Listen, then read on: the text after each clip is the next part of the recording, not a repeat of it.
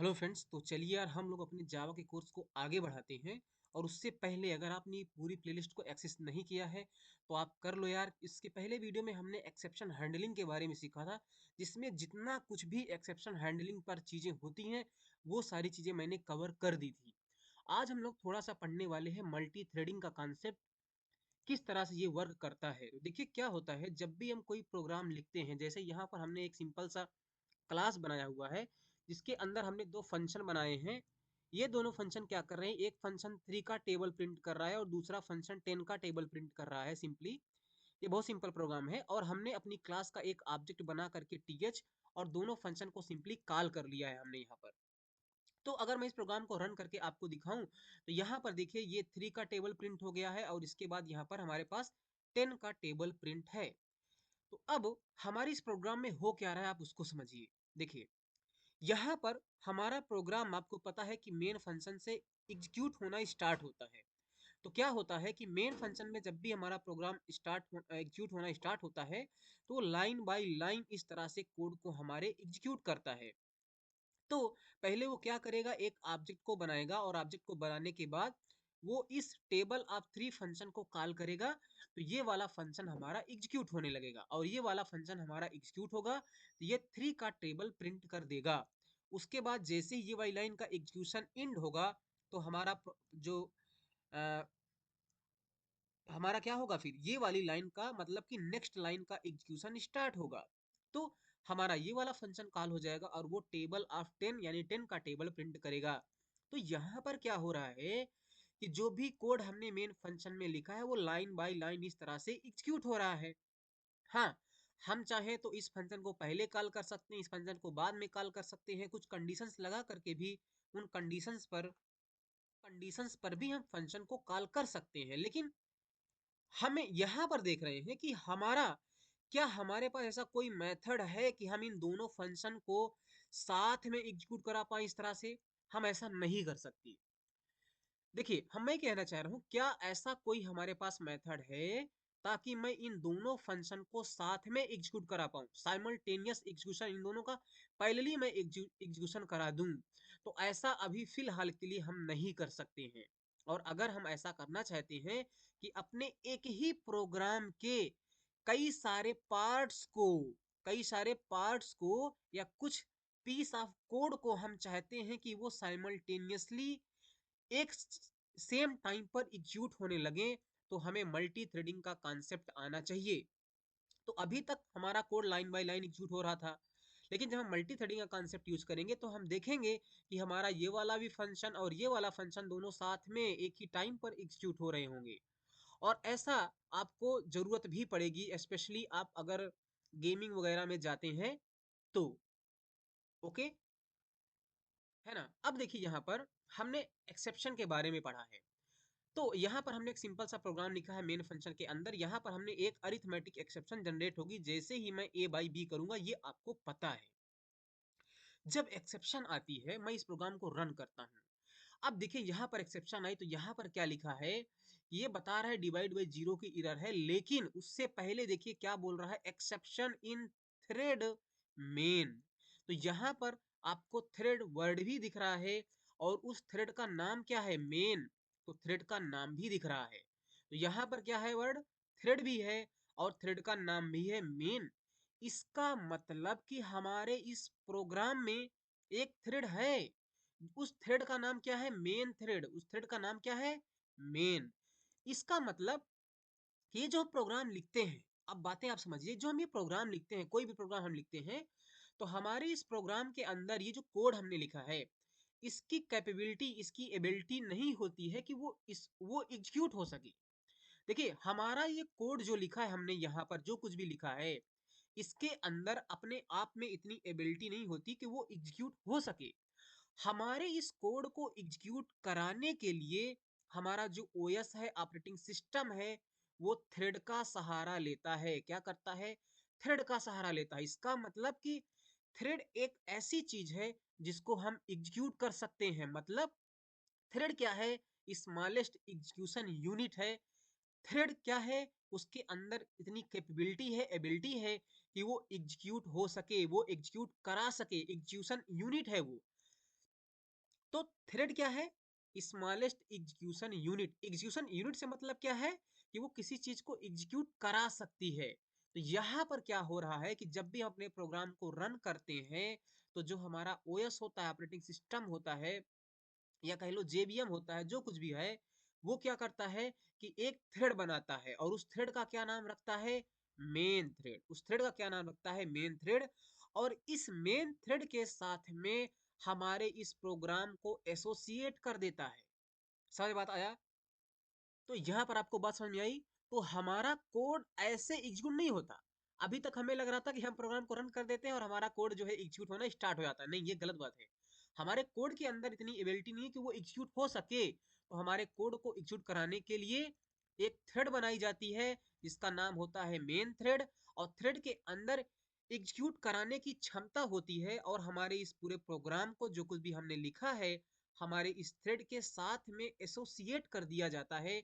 और जब हमारे इस प्रोग्राम को थ्रेड के साथ में एसोसिएट कर दिया जाता है तो हमारा प्रोग्राम उस थ्रेड की वजह से एग्जीक्यूट होने लगता है, क्योंकि थ्रेड की अंदर क्वालिटी होती है कि वो हमारे इस प्रोग्राम को एग्जीक्यूट करा पाए, है ना? तो इसका मतलब कि अभी तक जो कुछ भी हम प्रोग्राम लिख रहे थे हमारे इस प्रोग्राम में एक थ्रेड तो हुआ करती थी जिसका नाम क्या है? Main thread. जिसका नाम क्या है? Main thread. और ये थ्रेड हमारे, आप कह लीजिए, ओएस के द्वारा बनाई जाती है। ये हर एक प्रोग्राम में होती है जब भी हम इस तरह से प्रोग्राम लिख करके रन करते हैं। तो इसका मतलब कि हमारे इस प्रोग्राम में एक थ्रेड है, लेकिन अगर एक ही थ्रेड है, अब आप बात को समझिए, एक ही थ्रेड है तो सिर्फ और सिर्फ एक थ्रेड हमारे इस प्रोग्राम के कई सारे पार्ट्स को एक टाइम पर रन नहीं कर सकती। समझ बात आया?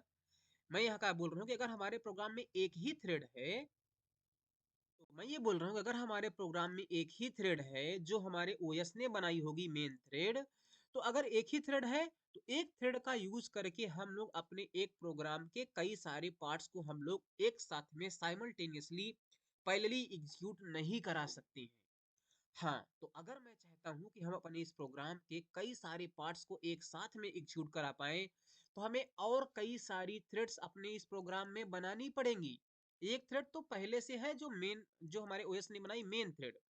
तो हम इसका मतलब अपने इस प्रोग्राम में और कई सारी थ्रेड्स को बना सकते हैं। और उन थ्रेड के साथ में हम लोग क्या करेंगे? अपने इन फंक्शन को भी हम एसोसिएट कर सकते हैं। जो ये फंक्शन हमने बनाया है हम अपने कुछ पीस ऑफ कोड को उन थ्रेड के साथ में एग्जीक्यूट करा देंगे, एसोसिएट कर देंगे, सॉरी, है ना? और जब हम अपने थ्रेड के साथ में कुछ अपने पीस ऑफ कोड को एसोसिएट कर देंगे तो थ्रेड के अंदर ये क्वालिटी होती है कि उसको वो एग्जीक्यूट करा दे।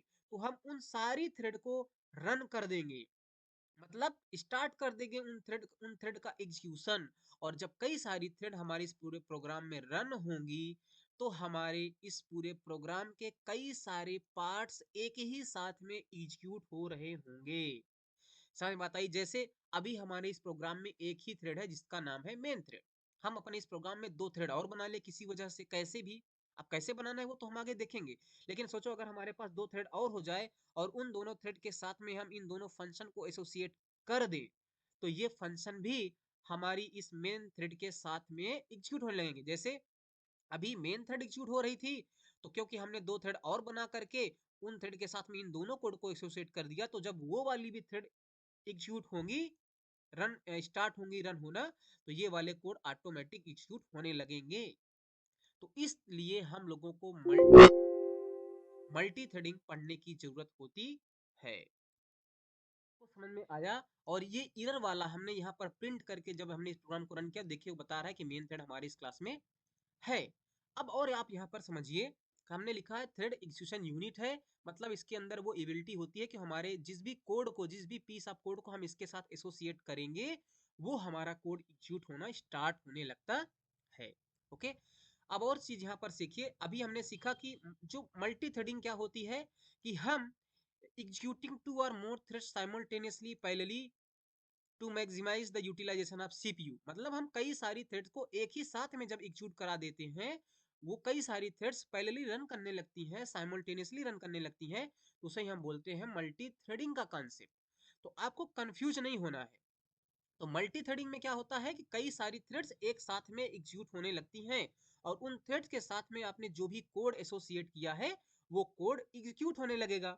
और अगर आपने एक ही प्रोग्राम में कई सारी थ्रेड्स बनाई हैं और सारी थ्रेड्स को रन कर दिया तो एक ही प्रोग्राम के कई सारे पार्ट्स साथ में ही सेम टाइम पर साइमल्टेनियसली एग्जीक्यूट होने लगते हैं।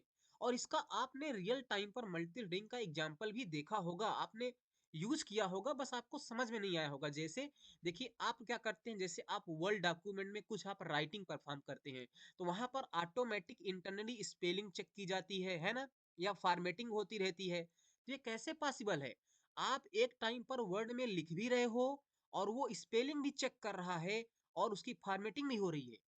ये मल्टी थ्रेडिंग की वजह से पॉसिबल होते हैं, है ना। या आपने कई सारे गेम्स देखे होंगे जहां पर आपने देखो कई सारी गाड़ियां एक साथ में चलती हैं। या आपने कुछ गेम्स खेले होंगे जहां पर आपने देखा होगा कि आप और आपकी टीम भाग रहे होते हैं, या आपके जो अगेंस्ट टीम होती है उसके भी जो भी लोग होते हैं, मेंबर्स होते हैं, वो भी रन कर रहे होते हैं। कई कार्स एक ही साथ में हर दिशाओं में हर डायरेक्शन में मूव करती रहती हैं। वो मल्टी थ्रेडिंग की वजह से पॉसिबल होता है। आपने मीडिया प्लेयर देखा होगा, मीडिया प्लेयर में क्या होता है कि जब आप गाना प्ले करते हो तो आप नीचे देखते हो कि वो जो स्लाइड बार चलता हुआ होता है जिसमें दिखाता है कितने परसेंट गाना ओवर हो चुका है ना। वीडियो भी प्ले हो रहा होता है, एनिमेशन भी चल रहा होता है, साथ ही साथ आप क्या कर सकते हो, बगल में प्लेलिस्ट को आप शफल कर सकते हो, गाने को रिमूव कर सकते हो, ऐड कर सकते हो।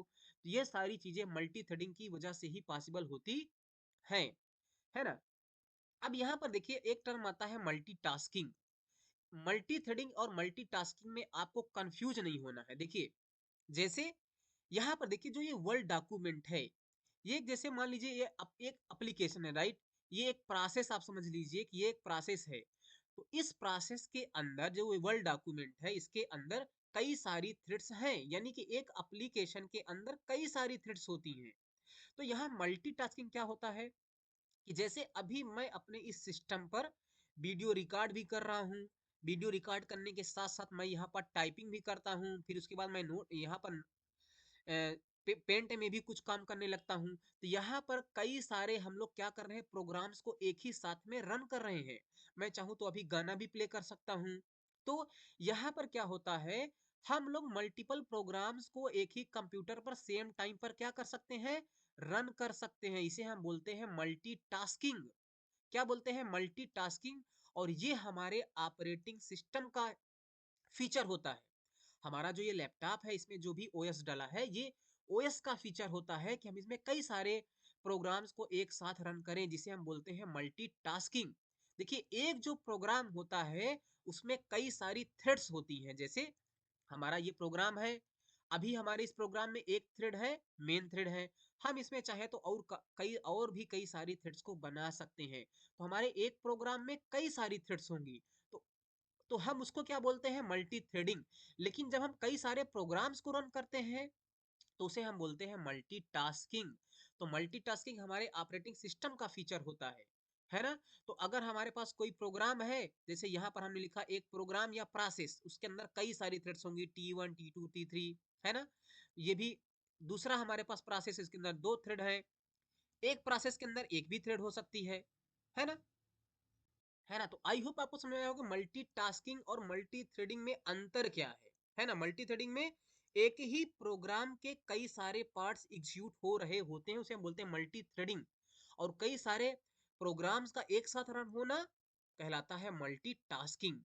प्रोग्राम्स मतलब जैसे मैं इसमें रिकॉर्डिंग भी कर रहा हूँ, मैं यहाँ पर अपना कम ये इक्लिप्स ओपन करके यहाँ पर कोडिंग भी कर रहा हूँ, पेंट में भी लिख रहा हूँ, मैं अपने गाने भी प्ले कर दूं, तो कई सारे प्रोसेस हम एक साथ कर रहे हैं, इसे हम बोलते हैं मल्टीटास्किंग।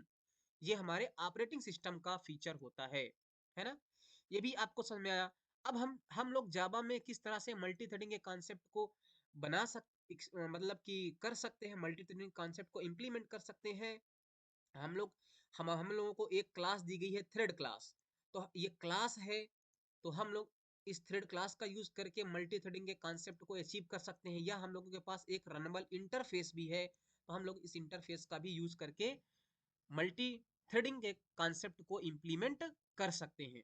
तो हमें करना कुछ नहीं है, बस हमें क्या करना है, थ्रेड्स बनानी है। थ्रेड्स बनाने के साथ ही साथ हमें क्या करना है, उन थ्रेड्स के साथ में कुछ पीस ऑफ कोड को एसोसिएट कर देना है, और एसोसिएट करने के बाद हमें हर एक थ्रेड को स्टार्ट कर देना है। और जैसे जैसे अब हमने हम एक हर एक थ्रेड को हम लोग क्या करेंगे, स्टार्ट कर देंगे। और थ्रेड के पास ये एबिलिटी होती है कि कई सारी थ्रेड्स एक ही टाइम पर एग्जीक्यूट हो सकें। और अगर कई सारी थ्रेड एक ही टाइम पर एग्जीक्यूट हो सकती हैं, रन हो सकती हैं, स्टार्ट हो सकती हैं, तो उनके साथ जो कोड एसोसिएट होगा वो कोड भी क्या होगा, रन होने लगेगा।